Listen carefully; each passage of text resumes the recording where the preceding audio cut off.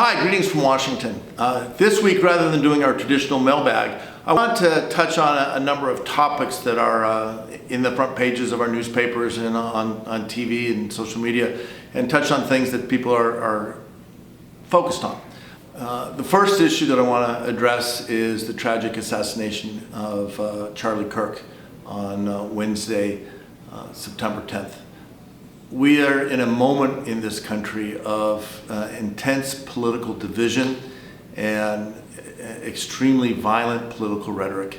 And what we saw yesterday, what we saw in the assassination of the State House Speaker in Minnesota, what we've seen with the attempted assassination or burning of the house of the governor of Pennsylvania, there is no question that words lead to action. And the rhetoric in this country is too hot at this moment.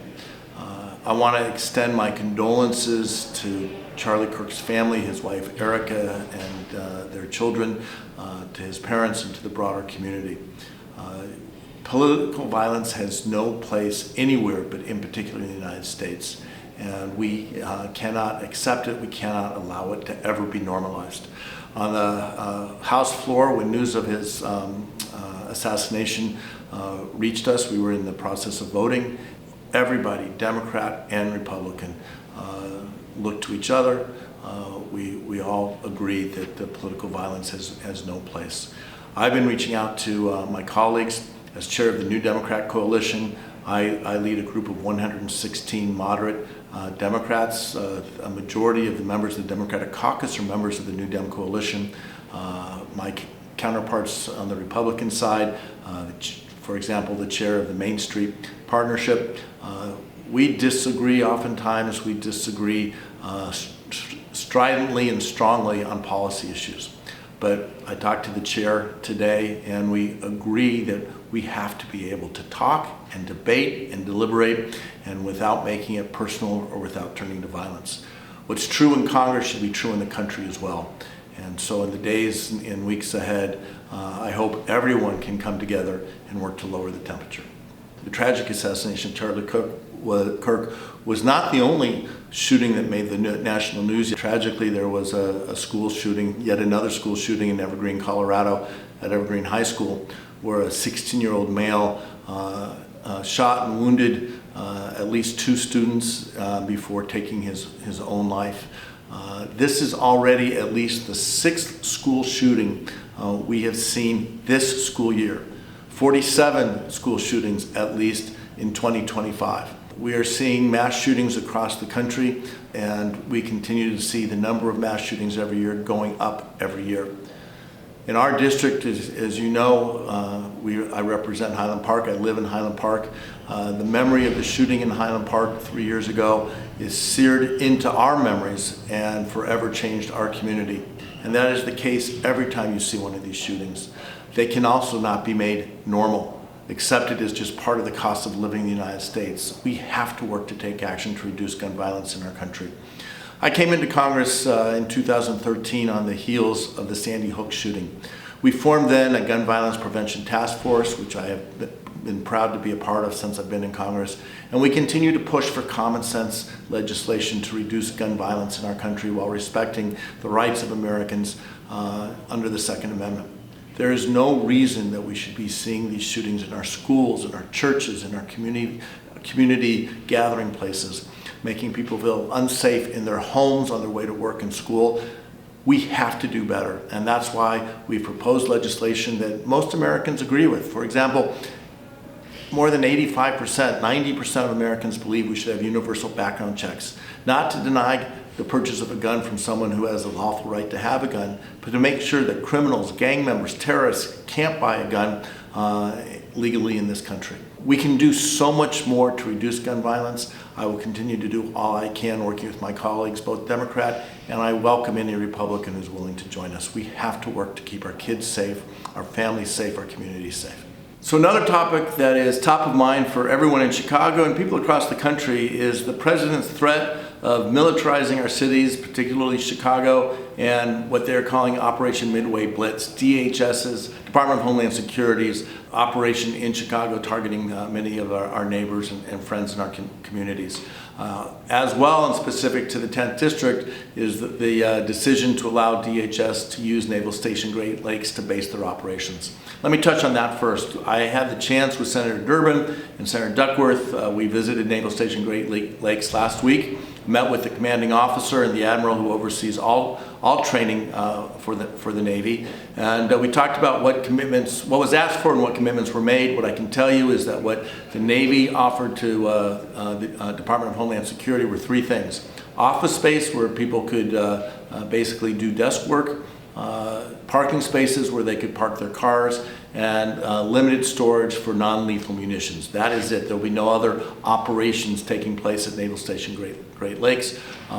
It is within the right of different agencies and departments of the federal government to ask other agencies and departments for use of space if available, and this is what the Navy said they could provide.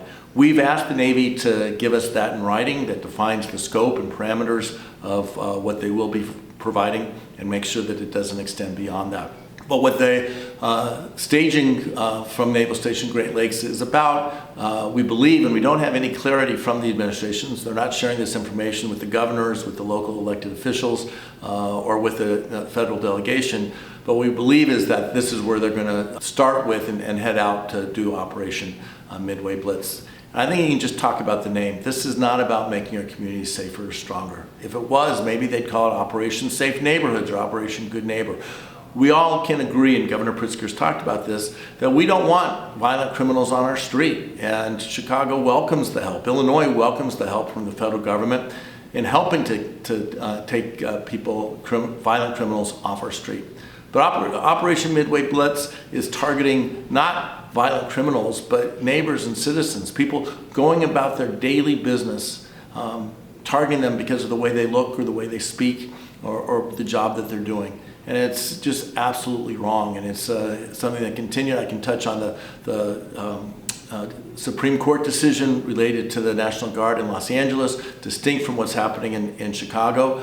But these are not who we are as a country. We are a country that throughout our history has welcomed people from around the world to come to our country, to come through the immigration process, which we need to fix, and be part of building our country, growing our economy, and making our communities what we are today.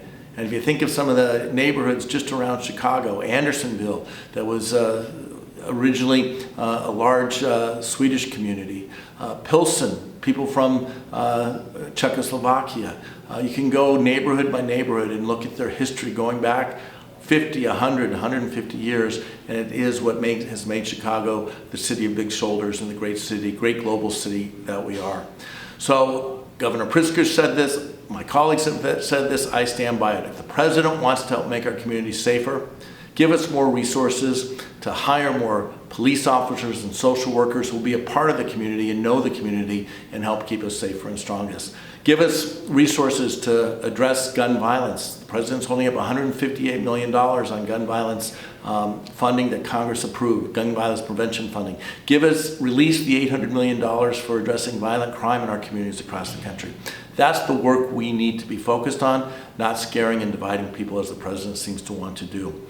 And for folks who want to know what their rights are, we have on our website information. The most important thing for everyone is to know your rights, to know that if you are approached by an officer, a federal officer, otherwise, you have rights under our Constitution and by the law. Those are on our website. Take a look at them. Thanks. Let me now turn to what's happening here in Washington. And probably the greatest focus of everyone is whether or not the Congress is going to fund the government for fiscal year 2026, which starts on October 1st. 2025 fiscal year ends on September 30th at midnight. And if Congress, House and Senate don't pass either an extension of current funding or a new funding bill for the new year, the government will shut down. Let me be clear, and I speak for my colleagues. I chair the New Democrat Coalition, my colleagues in the Democratic Party. We are committed to working in a responsible way with our Republican colleagues come to the negotiating table, negotiate in good faith to keep the government open and make sure that the government continues to work on behalf of all Americans. Unfortunately, what we're seeing in the rhetoric coming from the Republican Party is that they're not interested in bipartisanship in any way. They aren't willing to make any compromise. It's a take it or leave it. Now, the fact is the Republicans have the majority in the House and the majority in the Senate and President Trump in the White House. They don't need Democratic votes. And if they decide to go their own way, that's a choice they can make. But if they want to do something that is responsible, that reflects the values and priorities of everyone across our country, Democrats and I stand ready to work with our Republican colleagues to responsibly keep the government open and move forward. September 30th seems like just a hop, skip, and a jump away. In legislative terms, there's a lot that can happen. We're going to be working with our colleagues to try to make sure we keep the government open, but stay tuned for more on that.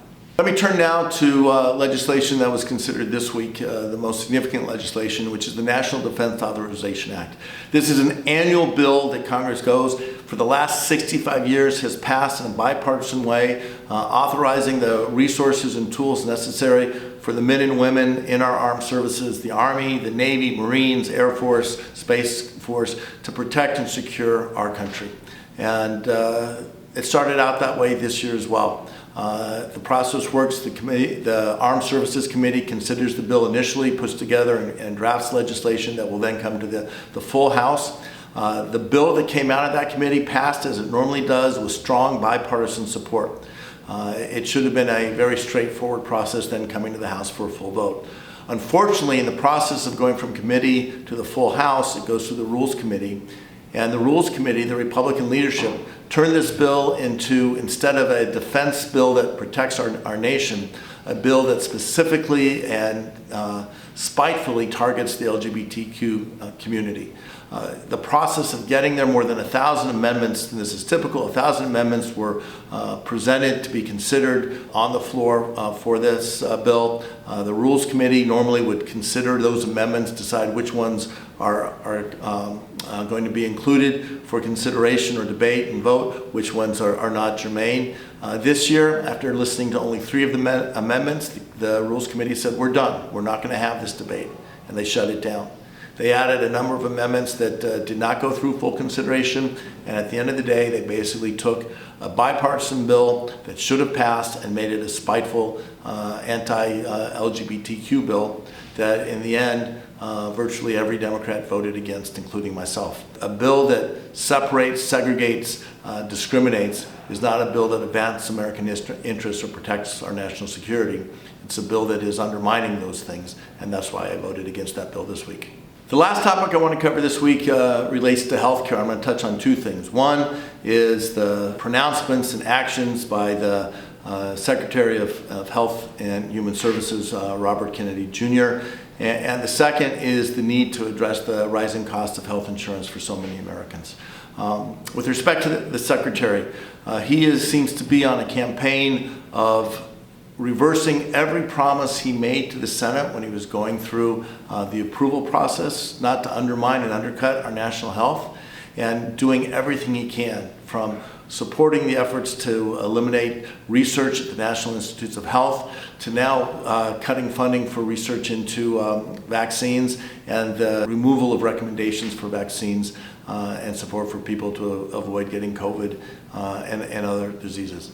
Vaccines have made our nation and our world healthier for generations. The world I was born into more than 60 years ago, children worried about polio, they worried about measles, they worried about so many other diseases that could have lifetime impact or even lead to death, that my children, who are now in their 30s, didn't have to worry about.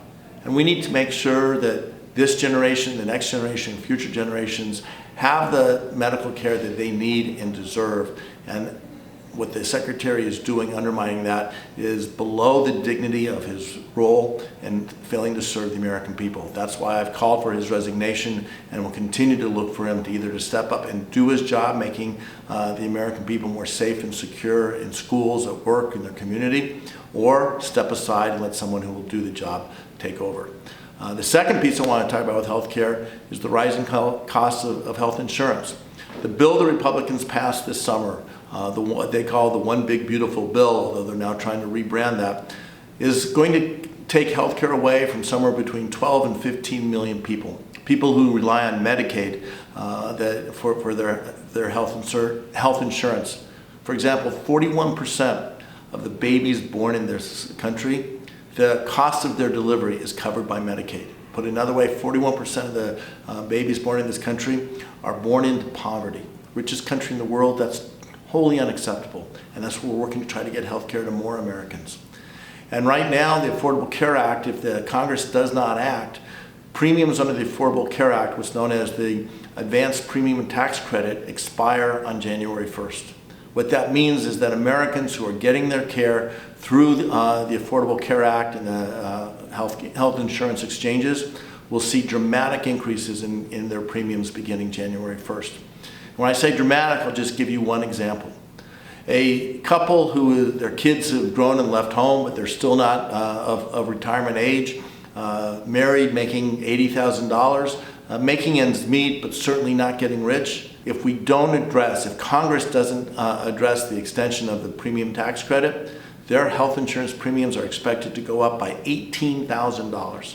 A couple making $80,000, looking 5-10 years forward to retirement, experiencing the $18,000 increase in health insurance, are going to have to make choices of, do they stay in their home, do they save for the retirement, or do they pay for the health care? That's wrong, and that's why we're going to try to do everything we can to convince Republicans to join with the Democrats to extend the support under the Affordable Care Act to make health care affordable for all Americans. So that's it from Washington this week. I hope this format was interesting, and I look forward to seeing you at home or talking to you from Washington in the weeks and months ahead. Thanks so much.